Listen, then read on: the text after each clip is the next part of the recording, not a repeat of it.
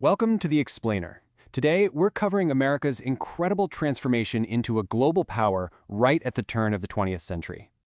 So, this explainer is going to tackle the key questions, the ones right from your textbook, like why on earth the U.S. suddenly started looking outward after being so focused on things at home after the Civil War.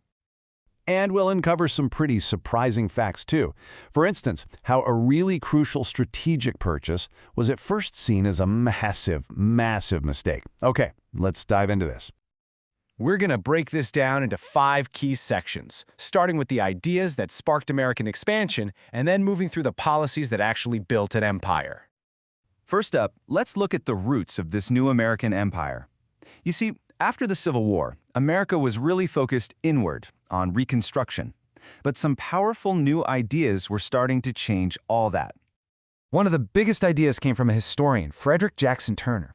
He put forward this idea that the American frontier, the thing that he said was the source of America's democratic spirit, was gone. It was closed. And because of that, American energy needed a new outlet. This is a really crucial concept. So the key takeaway here, the thing you'll need for your exam is this definition of the frontier thesis. Let's do a quick recall. Who was it that argued the American frontier was closed? That's right, it was Frederick Jackson Turner. Okay, so while Turner gave the big idea, a naval strategist named Alfred Thayer Mahan provided the practical blueprint. He had 3 essential steps for building and then maintaining an empire. And this really shows you the strategic thinking of the time. The U.S. government totally listened to his advice. They passed the Naval Act of 1890 to start building a modern fleet. So the crucial point to remember is that it was this combination of things, economic needs for new markets, religious missionary zeal, and these new strategic theories from thinkers like Turner and Mahan that really set the stage for expansion. Let's move on and see how this all starts to build. So these ideas, they were put into practice pretty fast. The Spanish-American War in 1898 was the first big test of America's new expansionist mindset. And the public was whipped into a total frenzy by something called yellow journalism. This was a style that used dramatic, often really exaggerated stories to sell more newspapers and, to push for a war. The war itself?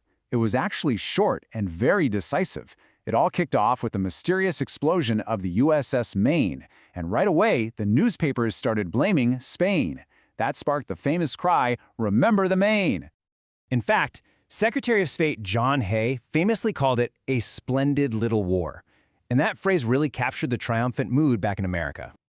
But hey, not everyone supported it. The Anti-Imperialist League, which had some big names like Mark Twain and Andrew Carnegie, argued against creating an American empire for these exact reasons.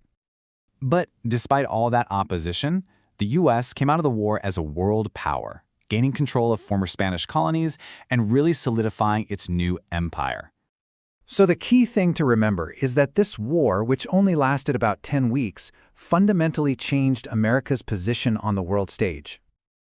All right, next up, we're going to see how the United States used a different kind of tool, its economic power, to expand its influence, especially over in Asia.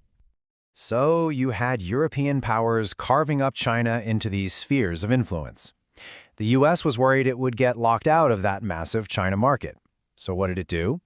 It proposed the open door policy to make sure that didn't happen. So, quick recall. What policy did the U.S. propose for trade in China? That's right, the open door notes.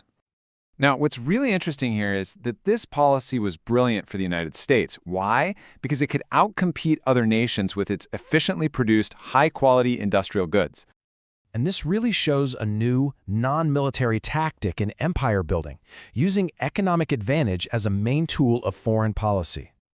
This brings us to President Theodore Roosevelt, who had his own very distinct approach to foreign policy, which he based on one of his favorite proverbs. Roosevelt basically declared that the U.S. would act as the hemisphere's policeman. It was called the Roosevelt Corollary, and it stated that the U.S. would intervene in Latin American affairs whenever it felt it was necessary to maintain stability. And he put this big stick policy right to use in Panama. When Colombia rejected his offer for a canal zone, Roosevelt just went ahead and backed a Panamanian revolution, which cleared the way for the Panama Canal. So, Roosevelt's policy was all about using the threat of military force to get what he wanted in foreign policy, often without actually having to go to war. All right, our final section covers Roosevelt's successor, William Howard Taft, who adapted that big stick into a whole new strategy. Taft's approach was known as dollar diplomacy, and it aimed to substitute dollars for bullets.